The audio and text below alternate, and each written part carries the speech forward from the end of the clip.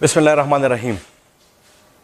ये हम और आप लोगों ने ये बात पढ़ी हुई थी कि on the basis of growth and development एक सेल से कैसे मल्टीसेलुलर बन जाती है, ये हमारा और आप लोगों का पूरा टॉपिक था। लेकिन इधर ही मैंने आपके साथ एक बात शेयर की हुई थी, वो ये थी कि एक सेल से अगर पूरी की पूरी मल्टीसेलुलर बॉडी बनेगी, यानी एम्ब्रियो बनेगी, फ्यूटस बनेगा, बेबी बनेगा, तो उनके लिए हमें 7 स्टेजेस चाहिए होते हैं। वो 7 स्टेजेस गेमेटोजेनेसिस था, फर्टिलाइजेशन था, क्लीवेज था, ब्लास्टुलेशन था, गेस्टुलेशन था, ऑर्गेनोजेनेसिस था, ऑर्गन एंड टिश्यू स्पेशलाइजेशन था। गेमेटोजेनेसिस में क्या होता है, गेमीट्स बन जाते हैं। गेमीट्स में ये बात मैंने आपके साथ शेयर की हुई थी कि ये इसके सब का लफ्ज़ है जिसको हम और आप लोग मेल और फीमेल दोनों के अंदर हम इसको इस्तेमाल कर सकते हैं। गेमीट्स मेल्स के भी होते हैं, गेमीट्स फीमेल्स के भी होते हैं। मेल के गेमीट्स को स्पर्म्स, फीमेल के गेमीट्स को हम और आप लोग फिर ओम या एग हम और आप लोग इसको कहते हैं। कैसे बनते हैं ये पूरी स्टोरी हम और आप लोगों ने पढ़ी हुई थी। फर्टिलाइजेशन या कंसेप्शन के ऊपर हम और आप लोग आ गए हैं, तो उधर पे क्या होता है, नो डाउट वहाँ पे फर्टिलाइज ओम या जाइगोट हमारा बन जाता है। जो तीसरा स्टेप था वो क्लीवेज था। इसको हम आप लोगों ने एक्चुअली माइटासिस हम और आप लोगों ने इसको कहा हुआ था।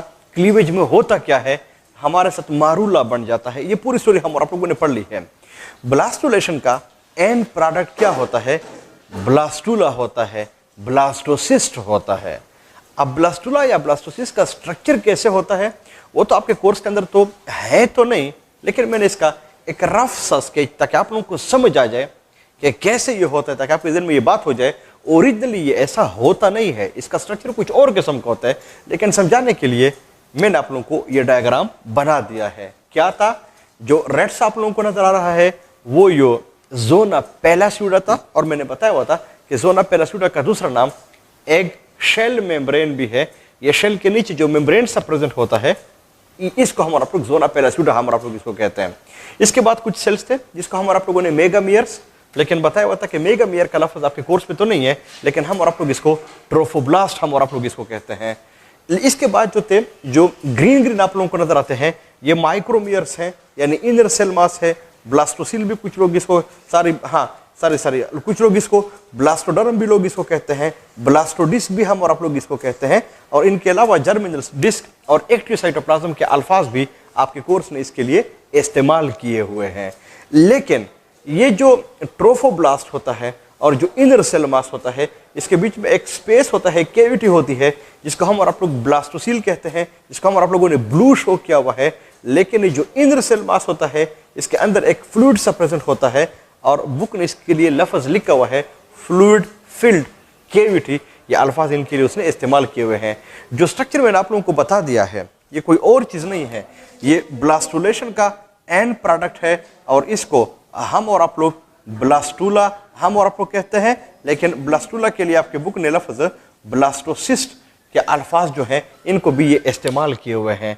ये जो ब्लास्टुला है, ब्लास्टोसिस्ट है, ये ब्लास्टोसिस्ट है ही ग्रीटन वर्ड, और इसका मतलब होता है ब्लास्टोसिस्ट का, इसका मतलब होता है स्प्राउटिंग वन। स्प्राउटिंग हम इसको कहते हैं। और जो स्प्राउटिंग होता है ये बॉटनी का लफ्ज़ है, और आप लोगों ने आमतौर पे इसमें देखा होगा कि कुछ सीड्स वगैरह होते हैं, इनको हम और आप लोग साइल के अंदर लगा लेते हैं, और जब आप लोग इसको लगा लेते हैं तो कुछ दिनों के बाद इसके ऊपर जो टेस्ट प्रेजेंट होता है वो कवरिंग होती है, उसकी ब्रेकिंग हो जाती है, जिसके बाद शाबा से वो जो सीड होता है वो एक किस्म की उसमें रप्चरिंग हो जाती है। तो इसको हम फिर कहते हैं स्प्राउटिंग। फिर इससे वो रूट और शूट वगैरह जो है ये फिर निकल जाते हैं। तो बाटनी वाले फिर कहते हैं कि सीड की स्प्राउटिंग शुरू हो गई है, यानी इससे प्लांट लेट बनना शुरू हो गया है। एग्जैक्टली ये जो एनिमल्स होते हैं शाबा से ये जिस चीज़ से बनते हैं वो एक्चुअली ये ब्लास्टुला होते हैं। तो इस ब्लास्टुला की स्प्राउटिंग शुरू हो जाएगी, इसके ऊपर जो मेम्ब्रेन वगैरह होगा इनके ऊपर ये ब्रेकिंग शुरू हो जाएगा, तब जाके वो जो एनिमल होता है उसका जो बनना होता है ये फिर शुरू हो जाता है। तब जाके ये लफ्ज़ जो है ब्लास्टोसिस्ट मीन्स स्प्राउटिंग, इसका मतलब क्या होता है, क्यों हम इसको कहते हैं, मैंने आप लोगों को ये बात समझा दी है। अब हम और उधर पे जाएंगे कि कैसे फिर सारा कुछ हो जाता है। लेकिन एक दो बातें जो आप लोगों के साथ शेयर कर लो वो ये है कि ये जो ट्रोफोब्लास्ट होता है इनसे फ्यूचर में क्या क्या बनेगा। 4 चीजें आपके कोर्स के अंदर है, इनसे फ्यूचर में ये चीजें जो है ये फिर बन जाती हैं। इनमें से जो पहला होता है इसको हम और आप लोग एल सेलेक्टिन हम और आप लोग इसको कहते हैं। फ्यूचर में इससे ये भी बनता है, सीक्रेट होना शुरू हो जाता है। अब एल सेलेक्टिन क्या है इसको हम और आप लोग डिस्कस नहीं करेंगे क्योंकि आप लोग ईटा के हैं, ये एनुअल वाले को हम फिर बताते हैं। ये जो दूसरी चीज होती है वो ये है कि इनसे फिर प्लेसेंटा फॉर्मेशन शुरू हो जाती है। यू नो कि प्लेसेंटा कोर्स के अंदर है भी हल्का फुल्का दिया गया है, लेकिन प्लेसेंटा क्या होता है इसके ऊपर फर्दर डिस्कशन है, जिनको खास तौर पे जरूरत है नहीं, लेकिन ये भी इनसे बन जाता है। जो तीसरी चीज होती है वो इसको हम और आप लोग इम्यूनो सप्रेसिव प्रोटीन हम और आप लोग इसको कहते हैं। अब इम्यूनो सप्रेसिव प्रोटीन्स क्या होते हैं ये भी आप लोगों ने, ये जो किडनी ट्रांसप्लांटेशन होता है, जब हम और आप लोग इसको रेसिपिएंट के अंदर हम इसको लगा लेते हैं तो वहां पे इन ही को इम्यूनोसप्रेसिव प्रोटीन, वो साइक्लोस्पोरिन, होम्योस्टेसिस चैप्टर के अंदर आप लोगों ने इसको पढ़े होंगे। इसी तरह से कुछ प्रोटीन सीक्रेट करते हैं जिसका काम ये होता है कि ये जो फीमेल होते हैं इसी ही का जो इम्यून सिस्टम होता है इनको सप्रेस कर लेते हैं ताकि ये इजीली इम्प्लांट हो जाए यूट्रस के अंदर। इनके ऊपर भी डिस्कस करने की जरूरत नहीं होती हमें। लेकिन जो चौथी चीज होती है जो इससे बनती है वो यू नो कि एक्स्ट्रा एम्ब्रियनिक मेम्ब्रेन का लफ्ज आपके कोर्स के अंदर इन्होंने इस्तेमाल किया हुआ है। और जो एक्स्ट्रा एम्ब्रियनिक मेम्ब्रेन है वो 4 होते हैं, एमनियन है, कोरियन है, एलेंटाइस है और योगसेक है। फर्स्ट ईयर में भी है, सेकेंड ईयर के अंदर सिर्फ इन्होंने ये नाम लिखे हुए हैं। तो इन एक्स्ट्रा एम्ब्रियनिक मेम्ब्रेन में मैं यहाँ पे लिखवा लेता हूँ, एक्स्ट्रा इन चारों के चारों को हम और आप लोग एक्स्ट्रा एम्ब्रियनिक मेम्ब्रेन हम और आप लोग इसको कहते हैं। और जो एक्स्ट्रा एम्ब्रियनिक मेम्ब्रेन है इन चार में से सिर्फ और सिर्फ जो कोरियन होता है वो ट्रोफोब्लास्ट से बन जाता है, जबकि जो बाकी 3 होते हैं जो मैंने आपके साथ शेयर कर लिए हैं इनमें से एक होता है एमनियन, शाबाश है, जो दूसरा होता है इनको हम और आप लोग कहते हैं योगसेक, जबकि जो तीसरा होता है इनको हम और आप लोग कहते हैं एलेंटाइस। ये तीनों के तीनों जो होते हैं ये बन जाते हैं माइक्रोमियर से, इनर सेल्वा से सारा कुछ बन जाता है ये तीनों के तीनों। लेकिन ये 3 प्लस ये वाला 4 इनको हम फिर कहते हैं एक्स्ट्रा एम्ब्रियनिक मेम्ब्रेन। इसका मतलब कि जो एक्स्ट्रा एम्ब्रियनिक मेम्ब्रेन है जो कि एक्चुअली 4 होते हैं, इनमें से कोरियन के अलावा ये जो बाकी 3 होते हैं ये इंद्र सेल्मा से बन जाते हैं। लेकिन इनके अलावा जो इनसे दूसरी चीज बनती है उसको हम और आप लोग एम्ब्रियो प्रॉपर हम और आप लोग इसको कहते हैं। और एम्ब्रियो प्रॉपर से मेरा मतलब यह है कि जो प्रॉपर एम्ब्रियो होती है वो इसी ही से सारा कुछ बन जाता है। तो ये बात दफा एमसीक्यूज के अंदर ये पॉइंट्स आ जाते हैं कि जो ट्रोफोब्लास्ट है, शाबाश है, इनमें से कौन सी चीज बन जाती है। उधर पे कुछ 4 ऑप्शन आप लोगों को दिए जाएंगे या बाद दफा कुछ चीज आप लोगों को दी जाती है, पूछा जाता है कि इंद्र सेल्मास से या ट्रोफोब्लास्ट से इनमें से कौन सा वाला है जो कि इनसे बन जाता है, तब जाके आप लोगों को पता होना चाहिए। लेकिन इनकी डिटेल में हम और आप लोग नहीं जाएंगे क्योंकि हम और आप लोगों को इन चीजों की जरूरत नहीं होती फिलहाल। इसका मतलब यह हुआ कि कहीं अगर आप लोग ब्लास्टुला या ब्लास्टोसिस के टिपिकल स्ट्रक्चर को देख ले तो इनका स्ट्रक्चर कैसे होता है मैंने आपके साथ शेयर कर लिया है। जोना पेलास्यूडा कोर्स के अंदर नाम है बता दिया है, मेगामियर जिसको आपके बुक ने ट्रोफोब्लास्ट कहा हुआ है, इसके बाद माइक्रोमियर्स है जिसके आपके बुक ने नाम इनर सेल्मास दिया हुआ है। इन दोनों के बीच में केविटी है जिसको हम और आप लोग ब्लास्टोसील कहते हैं। लेकिन जो इनर सेल्मास होता है इसके अंदर एक फ्लूइड होता है, बुक ने फ्लूइड फील्ड केविटी का लफ्ज जो है वो इस्तेमाल किया हुआ है। अब इन दोनों लेयर से यानी मेगा ट्रोफोब्लास्ट से और इनर सेल्मास से फ्यूचर में क्या क्या बनेगा वो भी मैंने आप लोगों को बता दिया है। अब आप लोग थोड़ा सा सोचे कि जो हमारे साथ फीमेल का जो रिप्रोडक्टिव सिस्टम था उस रिप्रोडक्टिव सिस्टम के अंदर एक्चुअली था क्या, उधर पे एक्चुअली था क्या, हम और आप लोगों ने क्या क्या वहां पे पढ़ा हुआ था। ये बात हम और आप लोगों ने पढ़ी हुई थी कि फीमेल के रिप्रोडक्टिव सिस्टम के अंदर वो 2 ओवेरीज होते हैं, शाबाश 2 ओवेरीज होते हैं। ये जो 2 ओवेरीज होते हैं जो कि वहां पे प्रेजेंट होते हैं, इनसे ये 2 ओविडक्ट्स निकले हुए होते हैं, फिर ये दोनों मिल जाते हैं, यूट्रस को बना लेते हैं, फिर सर्विक्स से फिर वेजाइना है। हम और आप लोगों ने ये बात पढ़ ली थी कि उधर पे वो जो ओवेरियन फॉलिकल होते हैं उनसे वो मेटाफेज 2 वाला जो ओम होता है ये इससे निकल जाता है, मेटाफेज 2 वाला। ये जब इधर पे आता है तो इधर ही ओविडक्ट के अंदर इसकी फर्टिलाइजेशन हो जाती है, इसी ही ओविडक्ट के अंदर इसी ही से शाबाश से फर्टिलाइजेशन के बाद यहाँ पे क्लीवेज हो जाता है और इनसे मारूला बन जाता है। फिर इसी ही मरूला से ब्लास्टूला भी बन जाता है। ये बातें याद होनी चाहिए कि ये ब्लास्टूला तक, ब्लास्टोसिस्ट तक जो कुछ हम और आप लोगों ने पढ़ा, ये सारा का सारा इस ओविडक्ट के अंदर हो जाता है। लेकिन याद रख ले कि जब उधर से एग रिलीज हो जाए, तो जब ये इधर यूट्रस तक पहुंचता है, तो इस दौरान इसके ऊपर तकरीबन 1 वीक का टाइम लगता है, 1 हफ्ते का टाइम लेता, 1 हफ्ते का टाइम जो है वो लग जाता है। इसका मतलब कि 1 हफ्ते के अंदर ही फर्टिलाइजेशन भी हो जाता है, मारूला भी बन जाता है, ब्लास्टूला भी बन जाता है। कीप इन माइंड, बार बार कह रहा हूं, ये सारा का सारा ये किसके अंदर हो जाता है? ये इन ओविडक्ट्स के अंदर हो जाता है। अब ये जो स्ट्रक्चर मैंने आप लोगों को बता दिया है, ये तो आएगा इधर यूट्रस में, क्योंकि जो इम्प्लांटेशन है, जहां पे ये एम्ब्रियो बनती है, जहां पे बेबी बनता है, वो तो यूट्रस है।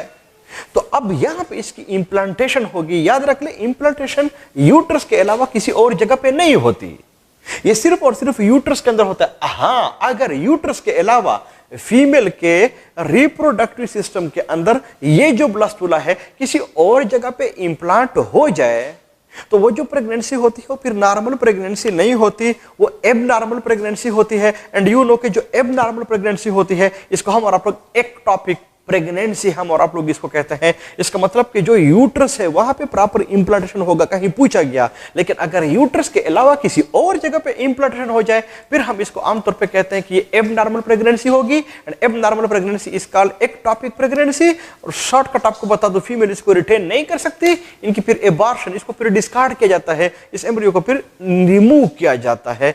अगर इंप्लांटेशन यूट्रस के अंदर हुआ, फिर नॉर्मल प्रेगनेंसी जो है ये फिर बन जाती है।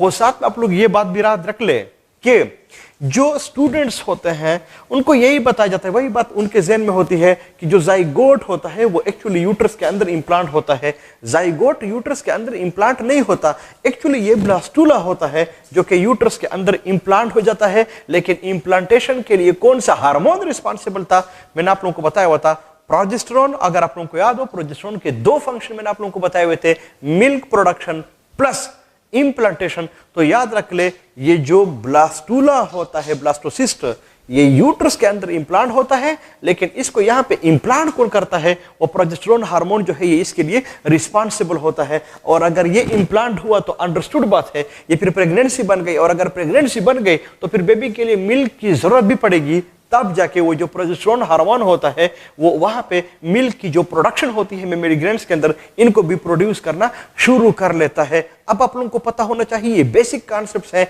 इनके बारे में बहुत दफा पूछा जाता है। नेक्स्ट, जब ये इधर पे आता है, ज़ोना पेलोसा जब इधर पे आता है, जब ये इंप्लांट होता है, सो यू नो के यूट्रस के अंदर तो 3 मेन लेयर्स हैं, ईपी या पेरीमीट्रियम है, मायोमीट्रियम है, एंडोमीट्रियम है।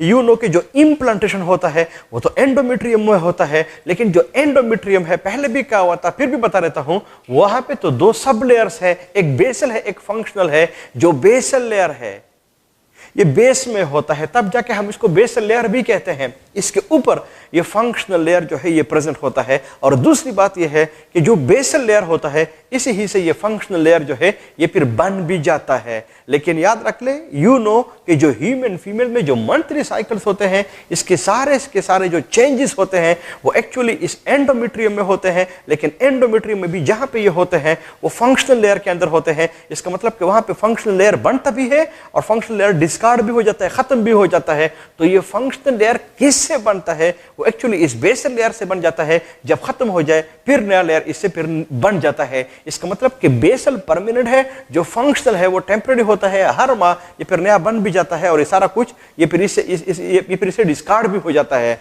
लेकिन यही एंडोमेट्रियम है, इसी के अंदर ये 2 लेयर्स हैं, बेसल भी है, फंक्शनल भी है।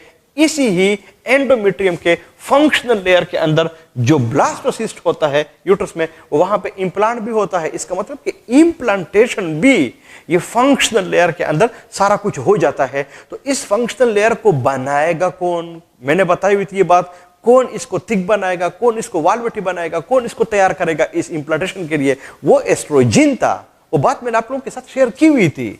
इसका मतलब ये हुआ कि जो ये है वो सारा कुछ आएगा वो तो इस एंडोमेट्रियम के फंक्शनल लेयर के अंदर इम्प्लांट होगा। तो आप लोग थोड़ा सोचे कि जो ब्लास्टोसिस्ट है जब ये इस ओविडक्ट के थ्रू नीचे आता है, किधर पे आता है, शाबाश से यूट्रस को आता है। तो यूट्रस का जो आखिरी लेयर है इनर वाला वो तो एंडोमेट्रियम है। एंडोमेट्रियम का जो लेयर है उसको तो हम और आप लोग फंक्शनल लेयर कहते हैं। वो फंक्शनल लेयर के अंदर इम्प्लांट होगा। तो जब इम्प्लांट होता है तो फिर कैसे होता है?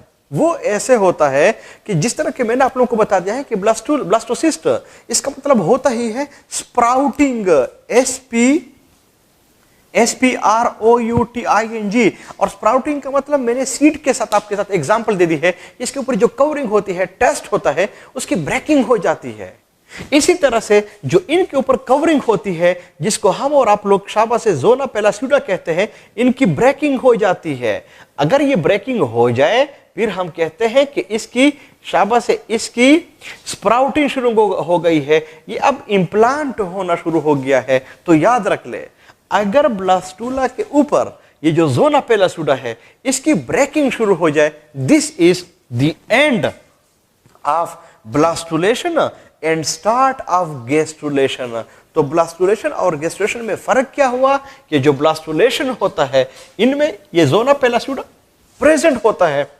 जब गैस्ट्रुलेशन शुरू होता है तो बुक ने भी ये लिखा हुआ है कि जो ज़ोना पेलास्यूडा है, मेम्ब्रेन है, इसकी फिर ब्रेकिंग हो जाती है। तो वो ये मेम्ब्रेन था जिसको हम और आप लोगों ने ब्रेक कर लिया है।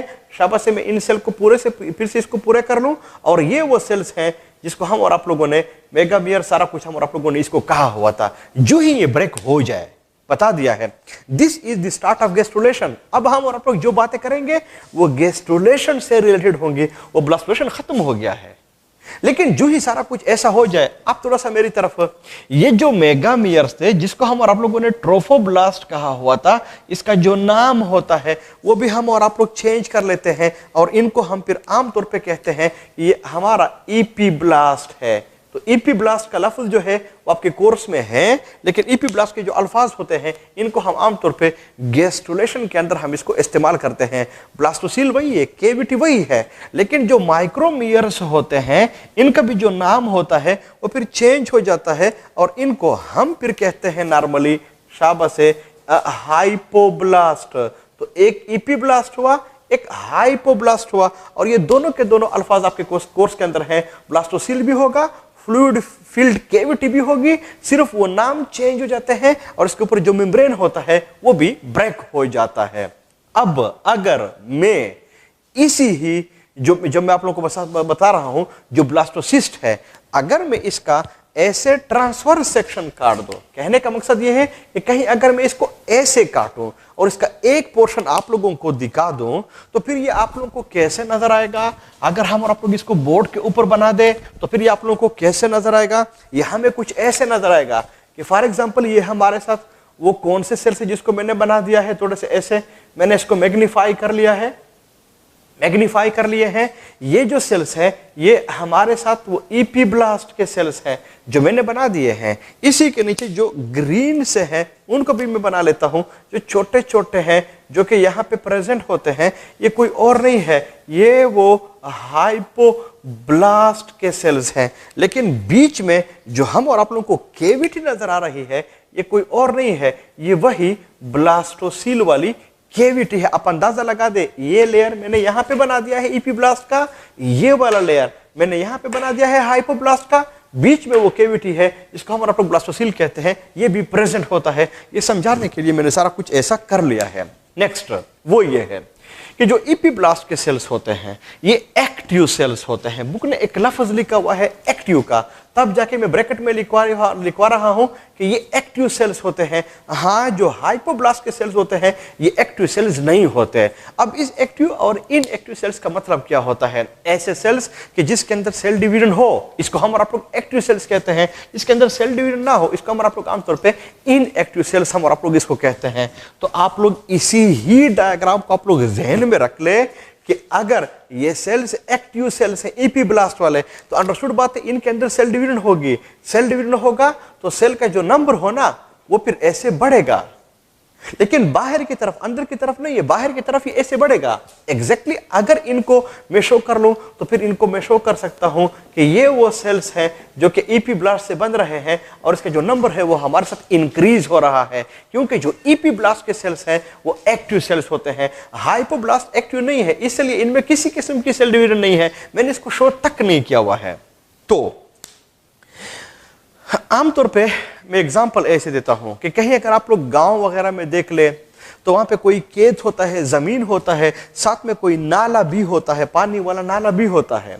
तो लोग जब खेत को पानी देते हैं तो इधर पे नाला है, उधर पे वो खेत होता है, बीच में आमतौर पे डिमार्केशन लाइन होता है, पुला जिसको आप लोग कहते हैं, पुला प्रेजेंट होता है जो मिट्टी का बना हुआ होता है, जो इस नाले को और इस खेत को आपस में सेपरेट कर लेते हैं। तो आमतौर पे जो डिमार्केशन लाइन होता है, जो पुला होता है, इनमें वो जो किसान लोग होते हैं वो 2-3 जगहों पे वो कट्स लगा लेते हैं और उन कट्स के थ्रू जो पानी होता है वो फिर उस पानी के नाले से खेत के अंदर जो है ये फिर एंट्री कर लेता है। लेकिन आप लोग उन कट्स को जहन में होने चाहिए, आमतौर पे नॉर्मली इन्होंने इनको बंद किया हुआ होता है टेम्परेरी, वो जो बेलचे वगैरह से वहां पे मट्टी वगैरह डाल देते हैं, उनको बंद किया होता है। तो बाज़ दफा होता क्या है, फॉर एग्जाम्पल अगर इस नाले के अंदर पानी है और वो पानी जमा हो गया है और उधर पे बाकी खेत है, तो बीच में डिमार्केशन लाइन है, तो बाज़ दफा उस पानी का जो प्रेशर है वो इतना ज्यादा बढ़ जाता है कि जो डिमार्केशन लाइन होता है, जो पुला होता है, जहां पे वो टेम्पररी कट्स लगे होते हैं, जहां पे इन्होंने वो टेम्पररी मट्टी रखी हुई होती है, तो इसके ऊपर ये जोर लगा लेते हैं, जिसकी वजह से वो जो मट्टी होती है इसको खेत के अंदर वो पानी जो होता है वो इसको ले आते हैं। तो एग्जैक्टली बिल्कुल ऐसे ही होता है कि अगर आप लोग देख ले, शाबाश है, यहां पे ये खेत है जिसको हम और आप लोग ब्लास्टोसील कह रहे हैं, ये तो वो कैविटी है। इस खेत और इस जो बाहर आप लोगों को जो सेल नजर आ रहे हैं ये वो पानी है जिसका प्रेशर बढ़ रहा है। बीच में जो आप लोगों को ईपीब्लास्ट नजर आ रहा है ये वो पुला है, पुले है, डिमार्केशन लाइन है जो कि प्रेजेंट है। अंडरस्टूड बात है, जो पानी है वो तो इस डिमार्केशन लाइन के ऊपर किसी जगह पे जोर लगाएगा, क्योंकि जो पानी है, जो सेल्स है, वो तो यहां पे जो कैविटी है इसके अंदर आने की कोशिश करेंगे। तो होता क्या है कि बाज़ दफा इनका प्रेशर इतना बढ़ जाता है कि समझाने के लिए इसे कह रहा हूं कि ये जो मट्टी होती है जहां पे वो टेम्पररी वो क्या होता है, वो जो मट्टी प्रेजेंट होती है इन सेल्स के ऊपर ये जोर लगा लेते हैं। जब जोर लगा लेते हैं तो ये इन सेल्स को अंदर कर लेते हैं, क्योंकि अगर आप उधर पानी वगैरह में भी देख ले, वो जो मट्टी होती है ना उसको खेत के अंदर ले जाते हैं, तो इन सेल्स को अंदर ले जाते हैं। जो ही वो अंदर आ जाते हैं, ये जो सेल्स होते हैं इनको फिर रास्ता मिल जाता है और ये इस कैविटी के अंदर आना शुरू हो जाते हैं। ये जो पहले सेल्स है जिसको मैंने रेड शो किया हुआ है, इनको हम कहते हैं हैनसन नोड। हैनसन्स नोड, ये आपके कोर्स में नहीं है, ये पुराने कोर्सेज के अंदर था, लेकिन इसके अंदर मेरा अपने मकसद होता है जो कि मैं आप लोगों को समझाने की कोशिश कर रहा हूं। तो अगर आप लोग इस पूरे डायग्राम में आ जाए, तो अगर आप लोग इन सेल्स को कंसीडर कर ले, अगर आप लोग इन सेल्स को कंसीडर कर ले कि ये सारे के सारे अंदर की तरफ आ गए हैं ऐसे, राइट, तो इनको मैं नाम दे रहा हूं जो रेड रेड है कि ये हमारे हैंडसन नोड्स के सेल है, ये इस तरह से प्रेजेंट होते हैं। लेकिन जो इसके ऊपर वाले सेल्स होते हैं इसमें कोई शक नहीं है, ये जो ये वाले सेल्स होते हैं ये भी इधर से रन करेंगे क्योंकि इसको रास्ता मिल गया है, इसके अंदर ब्लास्टोसील के अंदर आने की कोशिश करेंगे। नहीं तो फिर मैं आप लोगों को समझा देता हूं। अगर आप लोग देख ले जहां पे वो पानी इंटर होता है नदी से, नाले से, वो जो पानी खेत के अंदर इंटर होता है, तो जो पानी होता है इस साइड से भी ऐसे जाने की कोशिश करता है, जबकि इस साइड वाला जो पानी होता है वो भी ऐसे जाने की कोशिश करता है। तो जहां पे ये पानी एंट्री होता है खेत के अंदर, इस साइड से भी आ रहा है, इस साइड से भी आ रहा है, तो कहीं अगर आप लोग उसके एंट्री को देख ले, वहां पे एक बड़ा खूबसूरत किस्म का, बहुत ही अट्रैक्टिव किस्म की एक लुक जो है ना वो फिर हमारे साथ बन जाती है। ये बिल्कुल एग्जैक्टली ऐसे ही होता है जिस तरह के अगर आप लोग देख ले, ये जो सेल्स हैं इस साइड से आ रहे हैं, ऐसे एंट्री कर रहे हैं, शाबाश है, जबकि इनके साथ ही ये वाले जो सेल्स हैं ये भी कोशिश कर रहे हैं और यहां पे आने की कोशिश कर रहे हैं। तो अगर आप लोग यहां पे देख ले, इसकी बड़ी खूबसूरत किस्म की लुक जो है वो हमारे साथ बन जाती है। इस लुक को, ये स्ट्रक्चर नहीं है, इस लुक को हम कहते हैं प्रिमिटिव स्ट्रीक, और आपके बुक ने ये लफ्ज लिखा भी हुआ है प्रिमिटिव स्ट्रीक। तो प्रिमिटिव स्ट्रीक कोई नई चीज नहीं है, ये एक लुक है जो कि आप लोगों को दे रहा है। और अगर मैं इसको यहां पे शो कर लूं तो प्रिमिटिव स्ट्रीक का जो लुक होगी ना वो हमारे से कुछ ऐसे होगी कि दोनों साइड से वो सारा कुछ जो है वो इसके ऊपर आ रहा है और इस तरह से इसकी एक लुक बन जाती है, जिसकी वजह से जो सेल्स हैं ये पानी जो है वो तो फिर इसके थ्रू आएगा और जो ये वाली कैविटी होती है ना इसको फिर ये भर देते हैं ये सेल्स। इसी तरह से जो ये वाली कैविटी है जहां पे मैंने इसको ये शो किया हुआ है इस कैविटी को फिर ये भर देंगे। जब ये इसको भर दें तो अंडरस्टूड बात है जो ऊपर वाले सेल्स हैं ये इसी ही मेम्ब्रेन को ऊपर से फिर ये इसको बंद कर लेगा, कवर हो जाएगा। कवर हो जाए तो जो स्ट्रीक है जो लुक है अंडरस्टूड बात है ये फिर खत्म हो जाएगा और ये सारा कुछ आपके साथ ऐसे कवर हो जाएगा। जो लुक है ना ये फिर हमारे साथ खत्म हो जाएगा, प्रिमिटिव स्ट्रीक हमारे साथ खत्म हो जाएगा। अब अगर हम और आप लोग देख ले तो इस एम्ब्रियो के अंदर अब कितने लेयर्स बन गए हैं? 3 लेयर बन गए हैं। एक ये ब्लैक है, इसके बाद ये रेड है, इसके बाद आप लोग को ग्रीन नजर आ रहा है। अब हम इसको इपीब्लास्ट और हाइपोब्लास्ट हम इसको नहीं कहते, अब इनके जो नाम होते हैं वो फिर चेंज हो जाते हैं। लेकिन अगर आप लोग ब्लास्टोसिल को देख ले वो बढ़ गई है इन सेल से, तब जाके मैं इनके इन नाम्स को हटा रहा हूं। ये जो सेल्स हैं ये इसके अंदर चले जाएंगे, इसकी हमें जरूरत नहीं पड़ेगी, ये सारे के सारे सेल वहां पे चले जाएंगे। जो ऊपर वाला लेयर है इसको अब हम कहते हैं एक्टोडर्म, जो दरमियान वाले जो रेड रेड है इसको हम और आप लोग कहेंगे मीजोडर्म, जबकि जो ग्रीन ग्रीन है इसको हम और आप लोग कहेंगे एंडोडर्म। तो 3 लेयर्स हमारे साथ बन जाते हैं। अगर 3 लेयर्स हमारे साथ बन गए हैं तो इस एम्ब्रियो को अब हम और आप लोग ये क्या है ब्लास्टुला हम और आप लोग इसको नहीं कहेंगे, इसका नाम चेंज हो जाता है और इसको हम फिर कहते हैं गेस्ट्रूला। तो गेस्ट्रूला में क्या होता है वहां पे 3 लेयर्स बन जाते हैं, इनमें से एक एक्टोडर्म होता है, दूसरा मीजोडर्म होता है, तीसरा एंडोडर्म होता है। लेकिन अगर आप लोग ब्लास्टुला में देख ले तो वहां पे हमारे साथ 2 लेयर्स थे, इपीब्लास्ट था, हाइपोब्लास्ट था। अब ये 3 लेयर बन गए हैं। लेकिन अगर आप लोग इन 3 लेयर्स को देख ले तो इपीब्लास्ट से क्या क्या बना? तो इपीब्लास्ट से हमारे साथ एक्टोडर्म भी बना, मीजोडर्म भी बना, लेकिन जो हाइपोब्लास्ट था वो सिर्फ और सिर्फ कन्वर्ट हुआ इनटू द एंडोडर्म। तो बाद दफा ये बात भी एमसीक्यूज के अंदर पूछी जाती है कि एक्टोडर्म का ऑरिजिन क्या है। सो यू शुड नो कि इपीब्लास्ट है, ये जो एंडोडर्म है इसका ऑरिजिन क्या है, ये फिर हाइपोब्लास्ट होगा। तो जब ये 3 लेयर बन जाते हैं तो अब हम और आप लोग इस एम्ब्रियो को हम और आप लोग कहेंगे गेस्ट्रूला। लेकिन चूंकि गेस्ट्रूला के अंदर 3 लेयर्स हैं तो आपके बुक ने इसके लिए एक और लफ्ज भी इस्तेमाल किया हुआ है, वो है ट्रिप्लोब्लास्टिक लार्वी। तो ये ट्रिप्लोब्लास्टिक इसमें 3 लेयर वाली जो लार्वी होती है ये फिर बन जाती है। तो गेस्ट्रुलेशन का एंड क्या हुआ? गेस्ट्रुला या फिर ट्रिप्लोब्लास्टिक लार्वी जो है ये फिर हमारे साथ बन जाती है। ये जो सेल्स है जो मैंने आप लोगों को शो किए हुए थे इसको कुछ लोग कहते हैं मीजोडर्मल मेटीरियल। क्यों कि इन सेल से चूंकि बाद में मीजोडर्म बन जाता है तो जाके कुछ लोग इसको मीजोडर्मल मेटीरियल का जो लफ्ज है या मीजोडर्मल सेल्स का जो लफ्ज है वो भी इनके लिए इस्तेमाल कर लेते हैं। ओके, ये जो कुछ हम और आप लोगों ने डिस्कस कर लिया, this is the end of gastrulation. Gastrulation में सारा कुछ ऐसे हो जाता है। अब जो नेक्स्ट स्टेप है वो है ऑर्गेनोजेनेसिस का। तो ऑर्गेनोजेनेसिस जिस तरह के हम कहते हैं स्पर्मेटोजेनेसिस, फॉर्मेशन ऑफ स्पर्म, जिस तरह के हम कहते हैं oogenesis, फॉर्मेशन ऑफ ओम, इसी तरह से हम फिर कहते हैं ऑर्गेनोजेनेसिस, फॉर्मेशन ऑफ ऑर्गन्स। यानी ऑर्गन्स के फॉर्मेशन को हम और आप लोग क्या कहते हैं? इसको हम आप लोग ऑर्गेनोजेनेसिस कहते हैं। बहुत ही आसान है। एक्टोडर्म से फ्यूचर में क्या क्या बनेगा, कौन कौन से ऑर्गन बनेंगे, कोर्स के अंदर है, यू शुड नो, लेकिन आसान तरीका भी आप लोगों को बता रहा हूं। मीजोडर्म से फ्यूचर में क्या क्या बनेगा, कौन कौन से ऑर्गन्स बनेंगे, बुक के अंदर हैं, आप लोगों को पता होना चाहिए। एंडोडर्म से फ्यूचर में कौन कौन से ऑर्गन्स बनेंगे, is called the organogenesis of endoderm, is called the organogenesis of mesoderm, is called the organogenesis of ectoderm.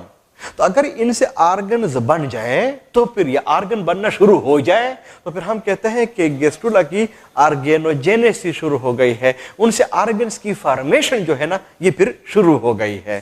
तो एक्टोडर्म से फ्यूचर में क्या क्या बनेगा, आसान फार्मूला आप लोगों को बता रहा हूं। कहीं एमसीक्यूज के अंदर पूछा गया, क्योंकि आमतौर पे एमसीक्यूज में देते भी हैं कि कोई ऑर्गन दिया होता है, पूछा जाता है कि इसका ऑरिजिन क्या है, तो कम से कम आपको पता हो कि एक्टो है, एंडो है या मीजो है, या बाद दफा ऑर्गन दिए जाते हैं, पूछा जाता है कि इसमें से किसका ऑरिजिन जो है वो एक्टो है, एंडो है या फिर मीजो है, तो फिर आप लोगों को पता होना चाहिए। ये जो हमारा नर्वस सिस्टम है, नर्वस सिस्टम से मेरा मतलब ये है सीएनएस हो, पीएनएस हो, बाद दफा कंफ्यूज करने के लिए आपको ब्रेन, स्पाइनल कार्ड, बाद दफा न्यूरॉन, इस तरह के अल्फाज आप लोगों को दिए जाते हैं कि ये फिर किससे बने हुए होते हैं। तो ये एक्टोडर्म है। लेकिन इनके अलावा ह्यूमन बींग्स में जो इंटीगुमेंट्री सिस्टम होता है, इंटीगुमेंट्री हमारे हेयर्स हैं, नेल्स हैं, आईज हैं, ईयर्स हैं, ये सारा का सारा इंटीगुमेंट जो हमारे ऊपर जो कवरिंग जो कुछ हमारे ऊपर प्रेजेंट है, ये सारा का सारा एक्टोडर्म से बनता है। तो आसान बात यह है एक्टोडर्म से क्या बनेगा, हमारा शाबाश से नर्वस सिस्टम प्लस इंटीगुमेंट्री सिस्टम। इंटीगुमेंट्री में हेयर्स आते हैं, हाँ ये हेयर्स आते हैं, इंटीगुमेंट है, कवरिंग है, स्किन आती है, नेल्स आते हैं, आईज आते हैं, ईयर्स आते हैं, ये सारा का सारा हमारा इंटीगुमेंट्री सिस्टम है, बॉडी के ऊपर प्रेजेंट होते हैं। सोच ले इसके ऊपर, ये दोनों दो मेन चीजें मैंने आप लोगों को बता दी हैं, ये हमारे एक्टोडर्म से बने हुए हैं। एंडोडर्म से क्या क्या बन जाता है, सिर्फ दो चीजें, एक डाइजेस्टिव सिस्टम, दूसरा रेस्पिरेटरी सिस्टम। तो याद रख ले, बहुत दफा कंफ्यूज करने के लिए वो ऐसे नहीं देते कि रेस्पिरेटरी सिस्टम किससे बना हुआ है, पूछा जाएगा एलियोलाई किससे बने हुए, इसका ऑरिजिन क्या है, ब्रोंकस किससे बना हुआ है, इसका ऑरिजिन क्या है, ट्रेकिया का ऑरिजिन क्या है। तो पूरा का पूरा रेस्पिरेटरी सिस्टम, उसका कोई पार्ट भी दिया गया, वो भी इसका ऑरिजिन जो होगा ये फिर एंडोडर्म होगा। और इसके अलावा डाइजेस्टिव सिस्टम जो है और डाइजेस्टिव सिस्टम के जो एसोसिएटेड पार्ट्स हैं, एसोसिएटेड पार्ट्स से मेरा मतलब ये है वो पार्ट्स जो डाइजेस्टिव सिस्टम के हिस्से हैं वहां पे उनके हेल्प करते हैं। लाइक हमारा लीवर जो है, सेलाइवरी ग्लैंड्स वगैरह जो होते हैं, पेनक्रियाज वगैरह जो होते हैं, ये सारे के सारे चूंकि डाइजेस्टिव सिस्टम में हेल्प करते हैं, इसके एसोसिएटेड पार्ट्स होते हैं, तो ये भी सारे के सारे एंडोडर्म से बने हुए होते हैं। तो एंडोडर्म में भी हमारे दो मेन सिस्टम्स हो गए हैं, नंबर 1 रेस्पिरेटरी है, नंबर 2 डाइजेस्टिव है। इसका मतलब कि एक्टोडर्म का नर्वस सिस्टम और इंटीगुमेंट्री सिस्टम, एंडोडर्म के दो सिस्टम्स, रेस्पिरेटरी सिस्टम और डाइजेस्टिव सिस्टम, इनके अलावा किसी भी चीज के बारे में पूछा गया वो सारे के सारे मीजोडर्मल इन ऑरिजिन होते हैं। आसान हल इसका ये है, आसान फार्मूला जो है ये फिर इसका ये है। तो किसी के बारे में भी आप लोगों से पूछा गया फिर आप लोगों को पता होना चाहिए। लेकिन लेकिन लेकिन लेकिन इन ऑर्गन में से सबसे पहला ऑर्गन जो बनता है उसको हम और आप लोग हार्ट कहते हैं। याद रख ले, कहीं पूछा गया सबसे पहला ऑर्गन बनेगा कौन, वो फिर हार्ट होगा। नंबर 2 सबसे पहला सिस्टम कौन सा बनता है, वो फिर नर्व सिस्टम होगा। लेकिन बोन, सबसे पहला बोन कौन सा बनेगा, वो हमारा फिर नोटोकार्ड। और ये बात मैंने आप लोगों को पहले भी समझाई हुई थी, नोटोकार्ड से बाद में वर्टिब्रल कॉलम बन जाता है। ये जो हमारा बैकबोन है, इसका जो पहला बोन था जिसको हम और आप लोग नोटोकार्ड कहते हैं, ये सबसे पहला बोन है जो बन जाता है। लेकिन इधर ही आपके साथ एक और बात शेयर कर लूं, वो ये है कि जब बच्चे की पैदाइश होती है, सो नो डाउट पैदाइश जिसको हम और आप लोगों ने पार्चुरेशन कहा हुआ था, उस दौरान भी मदर के बॉडी से उस बेबी का पहला ऑर्गन तो बॉडी से तो निकलेगा ना।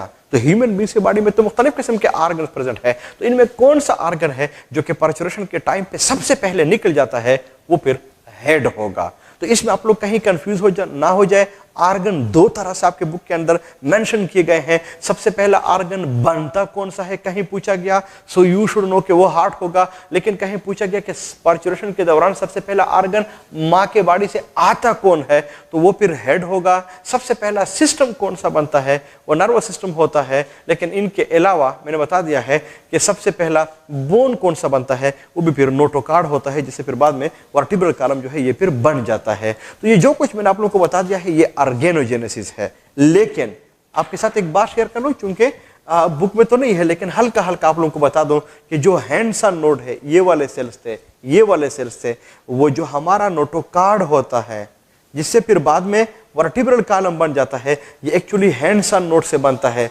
इसका मतलब कि मीजोडर्म में हमारा जो वर्टिब्रल कॉलम होता है ये इस जगह से बन जाता है। लेकिन इस नोटोकार्ड के ऊपर वाले जो एक्टोडर्म के जो सेल्स होते हैं, इनसे फ्यूचर में नर्वस सिस्टम बनता है। और ये बात आप लोगों ने, चूंकि हम ईटा में आमतौर पे एक्सपेरिमेंट्स को नहीं पढ़ाते, वो बहुत ही ज़्यादा आसान होते हैं, एमसीक्यू भी अगर इसके ऊपर आते हैं तो भी आपके लिए बहुत ज़्यादा आसान हो जाते हैं। तो वहाँ पे अगर आप लोगों ने Hans Spemann and Hilde Mangold के एक्सपेरिमेंट अगर आप लोगों ने पढ़े हुए हैं, role of cytoplasm and nucleus in development 1, तो उधर पे आप लोगों को पता चल जाएगा कि वो कहते हैं कि इन्होंने इस जगह को रिमूव किया। तो ये जगह उनको कैसे पता चला हुआ था, वो एक्चुअली इन हैंडसन नोड के सेल से इनको पता चलता था कि हैंडसन नोड के ऊपर वाले जो सेल्स होते हैं ये वो सेल्स है जिससे फ्यूचर में नर्वस सिस्टम बनता है।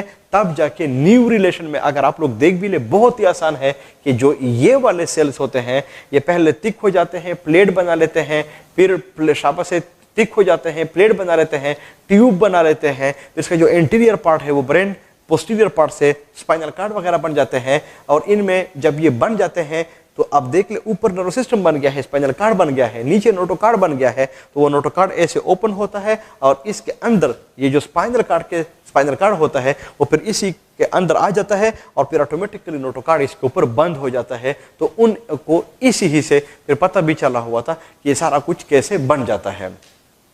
अब आप लोग अंदाजा आप लोग लगा दें कि जब ये आर्गन वगैरह बन जाते हैं, ऑर्गेनोजेनेसिस हो जाता है, तो जब आर्गन हमारे बन भी जाते हैं तो ऐसा नहीं होता कि जो ही आर्गन बन गए हैं वो आर्गन फौरन काम करना भी शुरू कर ले, नहीं, ऐसा नहीं होता। इट टेक सम टाइम, कुछ टाइम ये लेते हैं। इनके बाद जो आर्गन्स होते हैं वो काम करना शुरू कर लेते हैं, इनकी स्पेशलिटी बन जाती है। हार्ट अपना काम, इसकी स्पेशलिटी कि वो ब्लड को पंप करेगा, डाइजेस्टिव सिस्टम इसकी अपनी स्पेशलिटी कि वो डाइजेशन वगैरह करेगा, रेस्पिरेटरी सिस्टम लंग्स वगैरह इनकी अपनी स्पेशलिटी कि वो फिर रेस्पिरेशन वगैरह करेगा, मसल्स की अपनी स्पेशलिटी कि वो कंट्रैक्शन एंड रिलैक्सेशन करेगा। तो हर एक आर्गन, हर एक चीज की वो फिर जो स्पेशलिटी होती है वो फिर स्लोली एंड ग्रेजुअली शुरू हो जाती है। अगर ऐसा हुआ तो फिर हम और आप लोग इसको कहते हैं कि आर्गन एंड टिश्यू स्पेशलाइजेशन जो है ये फिर शुरू हो जाता है। इसके अंदर कोई खास पॉइंट तो नहीं है, लेकिन इतना आप लोगों को पता होना चाहिए कि किसका मतलब क्या होता है आर्गन एंड टिश्यू स्पेशलाइजेशन का। अगर आप लोग देख ले, गेमीट से लेके वो जो आखिर में कोई बेबी हमारे साथ बनता है जिनमें आर्गन और टिश्यू स्पेशलाइज हो जाते हैं, इस दौरान ये कितने स्टेजेस, कितने स्टेप्स हमसे लेते हैं, 7 लेते हैं। तरतीब से मैंने लिखा हुआ है, एक के बाद फिर दूसरा ये होगा, तीसरा ये होगा, चौथा, पांचवा, छठा। ऐसा नहीं होता कि पहले गेमेटोजेनेसिस हो जाए फिर ऑर्गेनोजेनेसिस हो जाए। ये बातें भी आमतौर पे पूछी जाती है कि ब्लास्टोलेशन के बाद फिर क्या होता है, तो गेस्टुलेशन होगा, या कहीं पूछा गया कि ऑर्गेनोजेनेसिस से पहले कौन सा स्टेज होगा, तो फिर गेस्टुलेशन वगैरह होंगे। ये बातें भी आमतौर पे पूछ लेते हैं, जिस तरह से फिर आप लोगों को पता भी होना चाहिए। जब ये ऑर्गेनोजेनेसिस शुरू होता है, आर्गन बनना शुरू हो जाते हैं। जब ये आर्गन बनना, 2 टेक्निकल टर्म्स आप लोगों को समझा देता हूं। जब ये बनना शुरू हो जाते हैं तो इससे पहले कहीं अगर आप लोग एम्ब्रियो को देख ले, उनमें एक हमारे साथ मारूला था, ब्लास्टूला था, गेस्टूला था। तो ये एम्ब्रियोलॉजी वाले ये कहते हैं कि अगर आप लोग किसी और एनिमल के और ह्यूमन बींग्स के ब्लास्टूला या मारूला या फिर गेस्टूला इनको आप ले ले और मुख्तलिफ एनिमल्स के, और मैं आपके सामने रख लूं कि फॉर एग्जांपल इसमें ह्यूमन की गेस्टूला कौन सी वाली है, तो डिफरेंशिएट करना मुश्किल होता है। इनमें फॉर एग्जांपल जो घोड़ा है इसका ब्लास्टूला कौन सा है, ह्यूमन बींग वाले से आप इसको डिफरेंशिएट कर ले। अगर मैंने बहुत ज़रा आपके सामने रखे हुए हैं तो डिफरेंशिएट करना थोड़ा मुश्किल हो जाता है। तो कहते हैं कि अगर आप लोग एम्ब्रियोस के बीच में डिफरेंशिएट ना कर सके कि ये किस चीज़ की एम्ब्रियो है, ये क्या है, तो इसके लिए हम जो लफ्ज लगाते हैं वो फिर एम्ब्रियो का लगाते हैं। तो जो एम्ब्रियो का जो लफ्ज होता है ये एक टेक्निकल टर्म है जिनको हम आमतौर पे लगाते हैं। मारूला, ब्लास्टूला और गेस्टूला, इन तीनों को हम फिर एम्ब्रियो कहते हैं। एम्ब्रियो को आप लोग सही तरीके से डिफरेंशिएट नहीं कर सकते, पता नहीं चलता कि ये किस एनिमल की है।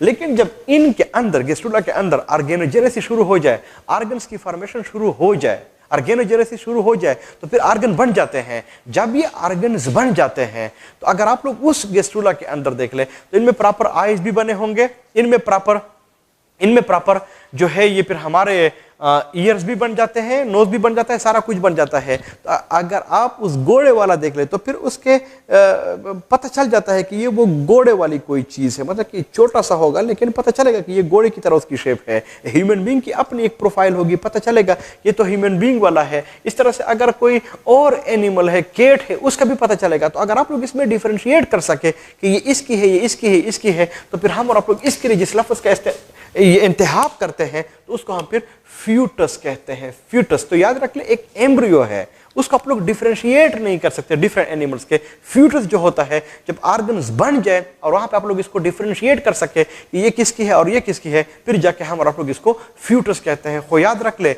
ये जो एम्ब्रियो है और जो फ्यूटस है ये दोनों के दोनों अल्फाज हम प्रेगनेंसी के टाइम पे हम इसको लगाते हैं। तो प्रेगनेंसी में ह्यूमन बीइंग में एक एम्ब्रियनिक स्टेज भी आता है और वो कहां तक होता है, वो गेस्ट्रुला तक होता है। जब गेस्ट्रुला के बाद ऑर्गेनोजेनेसिस शुरू हो जाए ना तो फिर आमतौर पे पैदाइश तक हम इसके लिए जो अल्फाज लगाते हैं वो फिर फ्यूटस का होता है। लेकिन एक मर्तबा पैदाइश हो जाए फिर आप इसको फ्यूटस नहीं कह सकते, फिर आमतौर पे लोग इसके लिए बेबी का लफ्ज़ जो है ये फिर इस्तेमाल करते हैं। एंड यू नो इंग्लिश में फिर फ़र्क होता है, बेबी के बाद फिर कोई चाइल्ड बनेगा, फिर उसके बाद यंग बनेगा, इस तरह से और यंग, फिर आखिर में बूढ़ा, ओल्ड या एजड ये जो लोग होते हैं ये फिर बन जाते हैं। तो ये डिफरेंट टर्म जो होते हैं ये भी हम इनके लिए लगाते हैं। ये दो टर्म मैंने आप लोगों को समझा दिए हैं, ये बड़े कीमती है, आप लोगों को पता भी होना चाहिए।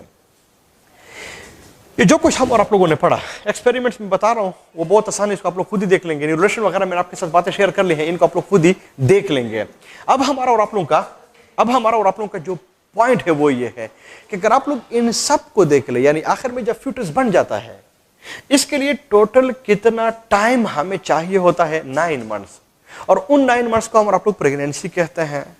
और ये आपके कोर्स के अंदर है एक टॉपिक की फॉर्म में जिसको हम आप लोग कहते हैं ह्यूमन एम्ब्रियनिक डेवलपमेंट। बहुत आसान है, पॉइंट्स हैं इसमें क्या क्या हो जाता है, लेकिन उधर फिर आपको टेक्स्ट बुक की जरूरत पड़ेगी। बॉल पॉइंट आपके साथ होना चाहिए। मैं बता दूंगा कि ये पॉइंट्स आप लोग नोट कर ले, कहीं पूछा गया कि ये प्रेगनेंसी में किस टाइम पे, कहां पे, किधर और कैसे बनते हैं, तब जाके आप लोगों के लिए आसानी भी हो जाएगी। इसलिए हमारा और आप लोगों का इसके बाद वाला जो टॉपिक है वो है ह्यूमन एम्ब्रियनिक डेवलपमेंट। हेडिंग है, लेकिन वो जो पेज नंबर है आपके साथ जो कि होना चाहिए वो है हमारे साथ पेज नंबर 179। और जो ह्यूमन एम्ब्रियनिक डेवलपमेंट है इसको टिपिकली मेडिकल साइंस में हम इसको प्रेगनेंसी हम इसको कहते हैं। एंड यू नो कि जो प्रेगनेंसी है, पहली बात तो ये है ह्यूमन बींग्स में प्रेगनेंसी जो है ये 9 मंथ्स इसका ड्यूरेशन होता है। कहीं अगर आप लोग इसको वीक्स वगैरह में कन्वर्ट करना चाहें सो यू नो कि एक वीक में एक मंथ में 4 वीक्स होते हैं। सो फिर ये 9 × 4 36 वीक्स बन जाते हैं प्रेगनेंसी का ड्यूरेशन। लेकिन बुक ने 36 to 40 वीक्स लिखा हुआ है, पर नॉर्मली 36 वीक्स ही होते हैं, या बाद दफ़ा 1-2 वीक्स का वो फर्क हो जाता है। 38 या 40 वीक्स तक भी ये प्रेगनेंसी जा सकती है। अगर आप लोग इनको डेज में कन्वर्ट करना चाहें सो यू नो कि एक मंथ में 30 डेज होते हैं, और जो 9 मंथ्स हैं वो फिर अगर आप लोग इसको 9 से मल्टीप्लाई कर ले तो 270 से लेके 280 डेज तक भी कहीं पूछा गया, फिर भी आप लोग इसको कर सकते हैं। मेरी तो कभी इंटरेस्ट नहीं है, अगर आप लोगों की है तो अगर आप लोग इसको आवर्स में कन्वर्ट करना चाहें तो फिर 270 या 280 डेज मल्टीप्लाइड बाई 24 आवर्स आप लोग इसको कन्वर्ट कर सकते हैं। मिनट्स में आप इसको कन्वर्ट कर सकते हैं, सेकंड्स में आप लोग इसको कन्वर्ट कर सकते हैं। तो अगर आप लोग आगे जाएंगे MBBS में गायनाकोलॉजिस्ट वगैरह अगर आप लोग बनेंगे तो उधर पे ये जो प्रेगनेंसी होती है इनको जब स्टडी करते हैं तो वहाँ पे आवर्स और मिनटों का हिसाब होता है। चूँकि आप लोग फिलहाल नहीं गए हुए हैं तो बजाय ये कि हम प्रेगनेंसी को सेकंड्स के हिसाब से स्टडी कर ले, मिनटों के हिसाब से स्टडी कर ले, आवर्स के हिसाब से स्टडी कर ले, डेज के हिसाब से हम इसको स्टडी कर ले, वीक्स के हिसाब से हम इसको स्टडी कर ले, मंथ के हिसाब से हम इसको स्टडी कर ले, नहीं है इतनी डिटेल। आपके कोर्स में कैसे इसकी डिटेल है कि पहले 3 महीनों में क्या क्या हो जाता है, फिर अगले वाले 3 महीनों के अंदर क्या क्या हो जाता है, फिर आखिर वाले 3 महीनों में क्या क्या हो जाता है। इसका मतलब कि 3 महीनों का हमारे साथ एक सेमेस्टर बन जाएगा। तो हमारे जो टोटल सेमेस्टर होंगे वो 3 बन जाएंगे। तो हम और आप लोग इसको कहेंगे ट्राइमेस्टर। और ट्राइमेस्टर में हमारे साथ हर एक ट्राइमेस्टर के अंदर कितने महीने बन जाएंगे, 3 मंथ्स बन जाएंगे। इसका मतलब कि एक ट्राइमेस्टर में 3 मंथ्स होते हैं, और जो प्रेगनेंसी है इसमें टोटल ट्राइमेस्टर कितने होते हैं वो भी 3 होते हैं। तो हर एक ट्राइमेस्टर के अंदर भी 3 मंथ्स हैं, और प्रेगनेंसी में 3 ट्राइमेस्टर भी है। तो पहले ट्राइमेस्टर के अंदर क्या क्या होता है बुक्स के अंदर आसान बातें हैं, आप लोगों के साथ में शेयर कर लूंगा। दूसरे ट्राइमेस्टर के अंदर क्या क्या हो जाता है, तीसरे ट्राइमेस्टर के अंदर क्या क्या हो जाता है, पर पॉइंट होना चाहिए, कीवर्ड्स हैं, आप लोगों को मैं समझा देता हूं। अगर आप लोग पेज नंबर 179 के ऊपर देख ले तो उसने लिखा हुआ है fetal development the first trimester week 1 to 12। उसने यहाँ पे लिखा हुआ है फर्स्ट ट्राइमेस्टर मीन्स कि पहला महीना, दूसरा और तीसरा महीना। लेकिन इसके बाद अगर आप लोग इसको वीक्स में कन्वर्ट कर ले सो 3 महीने हैं, हर एक वीक के अंदर 3 मंथ्स हैं, हर एक मंथ के अंदर 4 वीक्स हैं। सो फिर ये 1 से लेकर 12 वीक्स भी बन जाते हैं, यू नो। अगर आप देख लो उसने लिखा है सून आफ्टर फर्टिलाइजेशन। मेरे ख्याल में अगर आप लोग फर्टिलाइजेशन के लफ्ज ही को अंडरलाइन कर ले और आप लोग इसके ऊपर नंबर 1 लिख दे, पॉइंट्स मैंने आप लोगों को समझाए हुए थे। इसका दूसरा नाम कंसेप्शन है। फीमेल्स के रिप्रोडक्टिव सिस्टम में फर्टिलाइजेशन कहाँ पे होता है, फर्टिलाइजेशन का एंड प्रोडक्ट क्या होता है, और फर्टिलाइजेशन में स्पर्म और ओम में कौन न्यूक्लियस दे देता है, ये सारे पॉइंट्स हम और आप लोगों ने पढ़े हुए थे। You should know. वही बातें इन्होंने यहाँ पे इसको फिर मेंशन की हुई है, ज़रूरत नहीं है, हम और आप लोगों ने इसको ऑलरेडी डिस्कस किया हुआ है। लेकिन कहीं पूछा गया कि फर्टिलाइजेशन किस ट्राइमेस्टर में होता है, फर्स्ट, सेकंड और third, this is very important point and you should note it कि फर्टिलाइजेशन जो है वो हमारे फर्स्ट ट्राइमेस्टर के अंदर ही हो जाता है। अगर आप लोग इसके बाद जो नया पैराग्राफ शुरू हो रहा है, अगर आप लोग वहाँ पे देख ले, पहला लफ्ज़ लिखा हुआ है इम्प्लांटेशन। इम्प्लांटेशन को आप लोग अंडरलाइन कर लेंगे, इसके ऊपर फिर पॉइंट नंबर 2 आप लोग लिख देंगे। इम्प्लांटेशन मैंने बताया हुआ था, बात आपके साथ शेयर की हुई थी। इम्प्लांटेशन किसकी होती है, ब्लास्टुला की होती है। कौन सा हार्मोन रिस्पॉन्सिबल है, प्रोजेस्टेरोन। इम्प्लांटेशन कहाँ पे होता है, यूट्रस में कहाँ पे होता है, एंडोमेट्रियम में कहाँ पे होता है, फंक्शनल लेयर में। और ब्लास्टुलेशन की चूंकि वहाँ पे ये सारा कुछ होता है इम्प्लांटेशन, तब जाके आप लोगों को इसके स्ट्रक्चर का भी पता होना चाहिए कि क्या होता है और क्या नहीं होता। ये भी मैंने आपके साथ ये बातें शेयर की हुई थी। अगर आप लोग इसके नीचे आ जाए, इम्प्लांटेशन के बिल्कुल नीचे, इसी ही पैराग्राफ में जो बिल्कुल सेकेंड लास्ट लाइन है, वहाँ पे इन्होंने प्लेसेंटा का लफ्ज़ भी लिखा हुआ है। तो जो तीसरा लफ्ज़ होगा, जो तीसरा आप लोग इसको अंडरलाइन कर लेंगे, वो है प्लेसेंटा फॉर्मेशन। तो प्लेसेंटा कब को बनता है, ये फर्स्ट ट्राइमेस्टर के अंदर ही बन जाता है।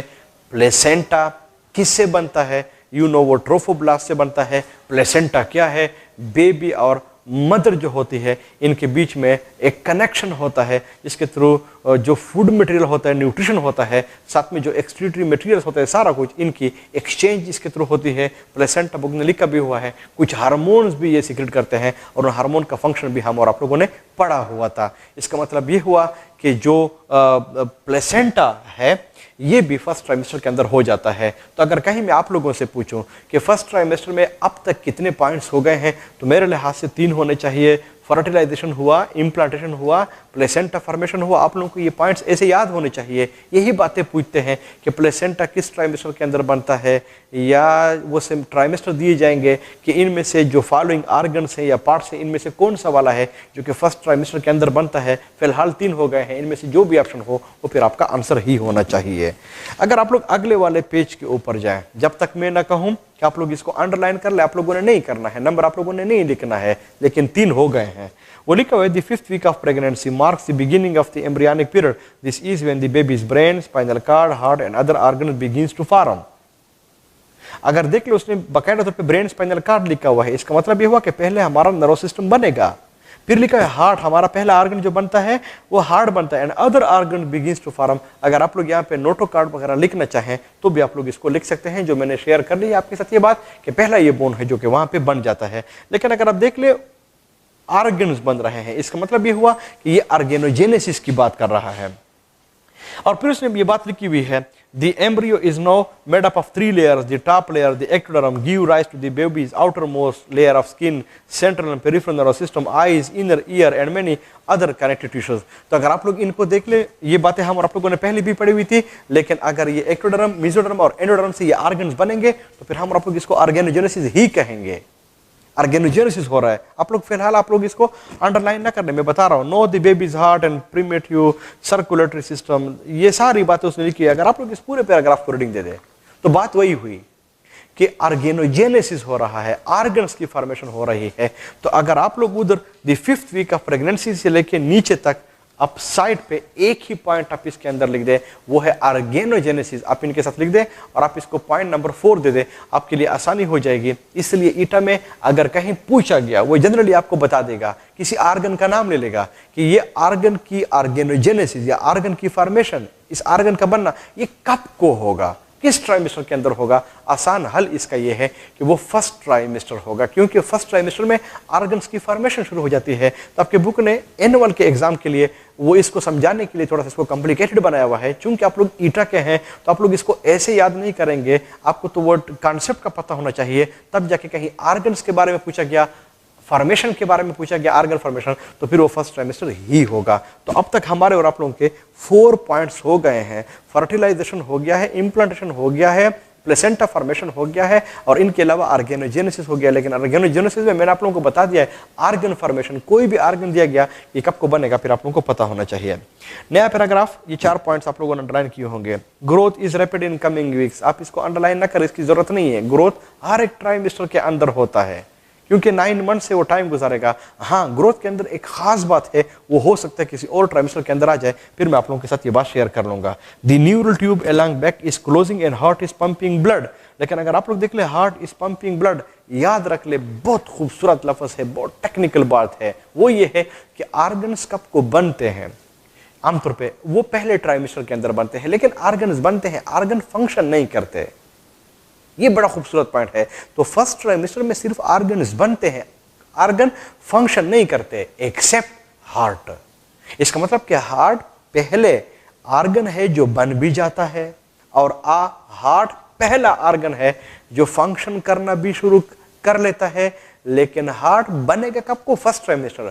फंक्शन कब को करेगा, वो भी फर्स्ट ट्राइमेस्टर को होगा। हो सकते हैं बाकी ऑर्गन जो हैं वो इस फर्स्ट ट्राइमेस्टर के अंदर इसमें फंक्शन ये शुरू ना करे, ये किसी और ट्राइमेस्टर के अंदर शुरू कर ले। और मैं आप लोगों को उधर पे बताऊंगा कि हार्ट के अलावा अगर किसी और ऑर्गन के बारे में पूछा गया कि कब को ये फंक्शन करना शुरू कर लेगा, तो आप लोग उसको फिर अंडरलाइन कर लेंगे। लेकिन एक्सेप्ट हार्ट बता दिया है, फर्स्ट ट्राइमेस्टर में बनेगा भी, फर्स्ट ट्राइमेस्टर के अंदर ये फंक्शन जो है ये भी फिर शुरू कर लेता है।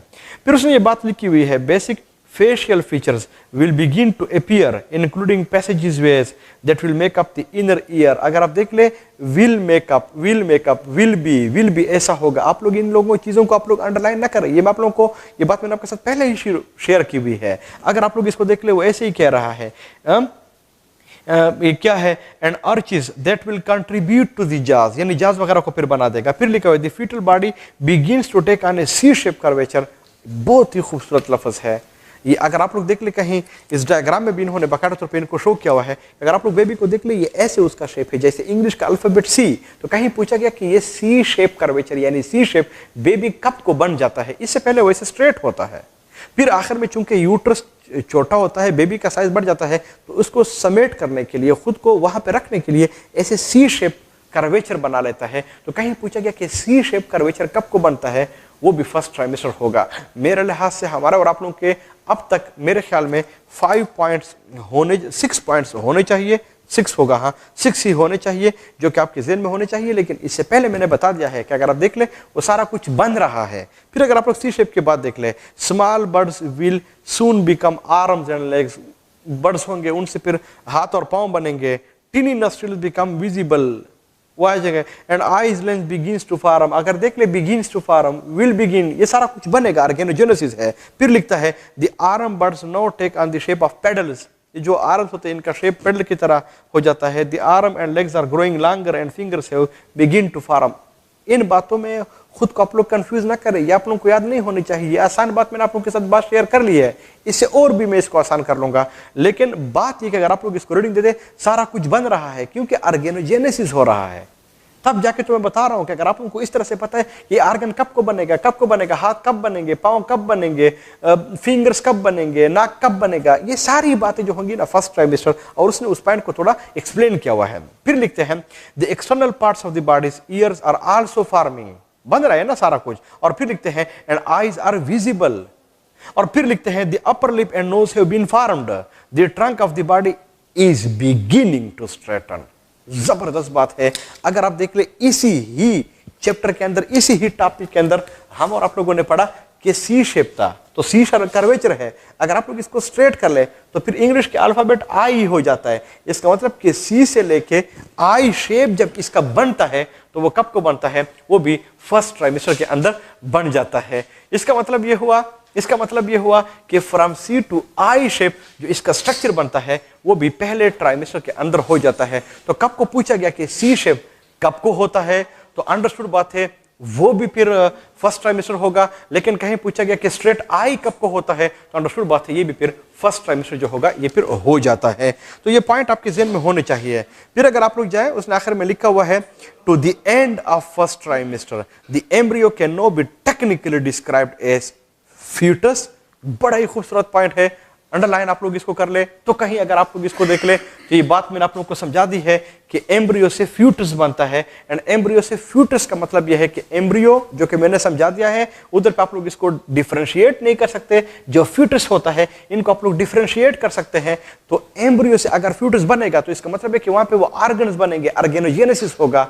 बहुत जबरदस्त बात, कहीं पूछा गया ये ऑर्गन कब को बनेगा, फर्स्ट ट्राइमेस्टर। मैं बता रहा हूं हर गेस कहीं ऐसे पूछा गया कि ये ऑर्गन फंक्शन कब को परफॉर्म करेगा, तो आप लोग इसको कहीं आप लोग इसको ऐसे नहीं कह सकते वो फिर फर्स्ट ऑर्गन ही हो, वो फर्स्ट ट्राइमेस्टर ही होगा। लेकिन इनमें से हार्ट एक्सेप्शनल केस है, वो पहला ऑर्गन है जो फर्स्ट ट्राइमेस्टर में बन भी जाता है, वो पहला ऑर्गन है जो फर्स्ट ट्राइमेस्टर के अंदर अपना फंक्शन भी परफॉर्म कर लेता है। लेकिन बाकी सिस्टम्स वो किसी और ट्राइमेस्टर के अंदर फंक्शन जो है ये परफॉर्म करेंगे। तो कहीं पूछा गया सी से आई शेप कब को बनेगा, यानी कर्वेचर से स्ट्रेट कब को होगा, ये भी फर्स्ट ट्राइमेस्टर है। लेकिन कहीं पूछा गया कि एम्ब्रियो से फ्यूटस कब को बनेगा, तो भी फर्स्ट ट्राइमेस्टर होगा। नेक्स्ट, तो फर्स्ट ट्राइमेस्टर में मेरे लिहाज से कुछ 8-9 पॉइंट्स हैं जो कि मैंने आप लोगों को समझा दिए हैं, लेकिन इनमें से कुछ पॉइंट्स ऐसे हैं जो मैंने आप लोगों को बहुत ही ज्यादा सिंप्लीफाई कर लिया है। इस बारे में आप लोगों से पूछा गया, फिर आप लोगों को पता होना चाहिए।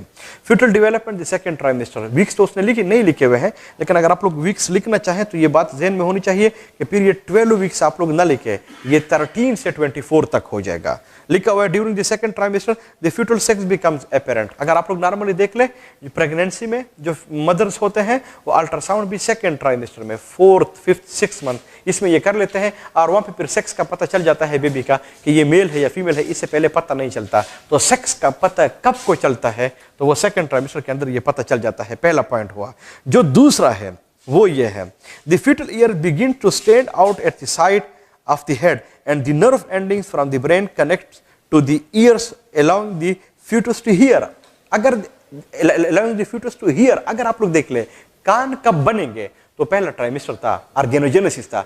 लेकिन कान कब को सुनेंगे, हियरिंग कब की होगी, तो फिर ये सेकंड ट्राइमेस्टर हो जाएगा। इसका मतलब ये हुआ, आसान हाल आप लोगों को बता रहा हूं, किसी ऑर्गन के बारे में पूछा गया कि कब को बनेगा तो फर्स्ट होगा, लेकिन कब को वो फंक्शन करेगा तो फिर वो सेकंड होगा। एक्सेप्ट जो है वो कोई और नहीं है, वो हार्ट ही है जो फर्स्ट को बनता भी है, और हार्ट फर्स्ट जो है वो हार्ट जो है वो पहले ही ट्राइमेस्टर के अंदर ये फिर अपना फंक्शन जो है ये फिर इनको ये शुरू भी कर लेता है। ये 2 पॉइंट्स हमारे हो गए हैं। तीसरा point, the head is about half of the overall size of the foetus one. जो बेबी का जो सर होता है, जैसे फॉर एग्जांपल जितना उसका वेट होता है उसका 50% वहां पे सर होता है। सर का जो साइज होता है, हेड का जो साइज होता है ये बहुत ही बड़ा होता है। तो बहुत ही आसान पॉइंट है कि हेड जो है ये मैक्सिमम साइज कब को अटेन कर लेता है, ये बात भी मैंने आपके साथ शेयर कर ली है। इसके बाद अगर आप लोग कहीं आ जाए, मेरे ख्याल में 3 पॉइंट्स होने चाहिए। फिर लिखा है the fetus grows rapidly during the 5th month and internal organs continue to mature one.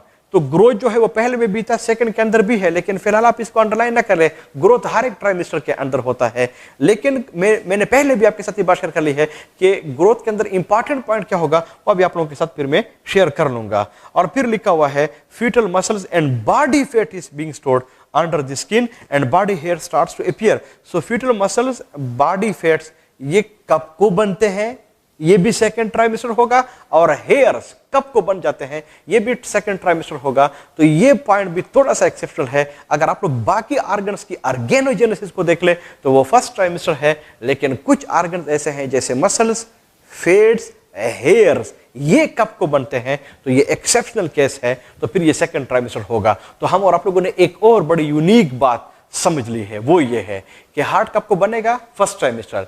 बाकी ऑर्गन्स कब बनेंगे? First trimester. लेकिन बाकी ऑर्गन्स कब को फंक्शनल होंगे? Second trimester, except heart. लेकिन हार्ट के अलावा बाकी ऑर्गन्स के अलावा हेयर्स कब बनेंगे?